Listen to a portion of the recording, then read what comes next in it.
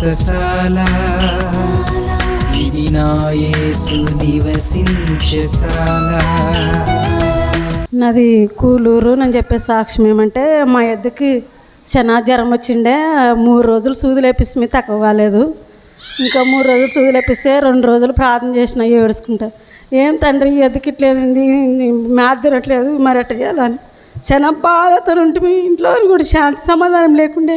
తండ్రి ఇంత పిరమెదలు తెచ్చుకుంటే మేము లక్ష పైన పెట్టి తెచ్చుకుంటే మీ ఎద్దుకు బాగా అవుతుంది లేదని చాలా బాధపడుతుంటే నిన్న రాత్రి నిద్ర కూడా పోలేదు అని మరి నిన్న రాత్రి ఏడ్చుకుంటూ ప్రార్థన చేస్తే నేను సాక్ష్యం చెప్తాను. తండ్రి బేదసారాలోన నేను ఈ వారం వారం తిరగదామని ఇట్లా అనుకుంటే కూడా మా ఆయన ఇదో పని పెడుతుంటానని నేను ఇంక ఫాన్ అందుకు కూడా ఇట్లా చేసినాడేమో దేవుడు అని ఈరోజు పరిగెత్తుకొని నీళ్ళు పోసుకొని నాకు ఎంత తోచినంత సొంత తీసుకొని వస్తామని వచ్చాను. ఇక్కడ వచ్చిన వారికి అందరికి వందనాలు, అయ్యగారికి అమ్మగారికి వందనాలు.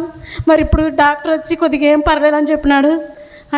దేవునికి వందనాలు, అయ్యగారికి అమ్మగారికి నా వందనాలు. నా సాక్ష్యం ఏమంటే, గత మీటింగ్కి వచ్చినాము.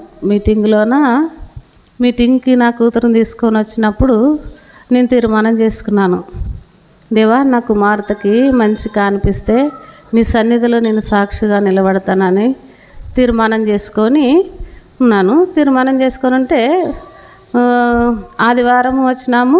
తిరుగు శనివారమే ఆ పాపకి శుక్రవారము నొప్పులు వచ్చినాయి. నొప్పులు వచ్చింటే తీసుకొని పోయినాము. తీసుకొని పోతే ఆ రోజు కానుపుగా లేకుంటే ఎగ్జాము అమ్మకి ఫోన్ చేసినాము. అమ్మకు ఫోన్ చేసి, అమ్మ ఇట్లా పరిస్థితి, పాపకు నొప్పులు వచ్చినవి, మీరు ప్రార్థన చేయండి అంటే, సరే అమ్మ ఏం కాదు బాగా అవుతుంది, మీరేం భయపడద్దండి, ప్రేయర్ చేసుకోండి మీరు అని చెప్పి ఏ వైద్యం లేకుండా కానుపు చేసినాడు. దేవాది దేవునికి వందనాలు. ప్రార్థించిన అమ్మకి అయ్యకి వందనాలు. ఇదే నా పేరు అంజలి. మేము మొన్న అమ్మగారి దగ్గరికి వచ్చి మా సమస్యలన్నీ అమ్మతో చెప్పుకున్నాము. అమ్మ అన్నీ మాకు దేవుడు ఎంతో స్వస్థపరిచాడు. ఈ విషయంలో కానీ స్వస్థపరుస్తాడు.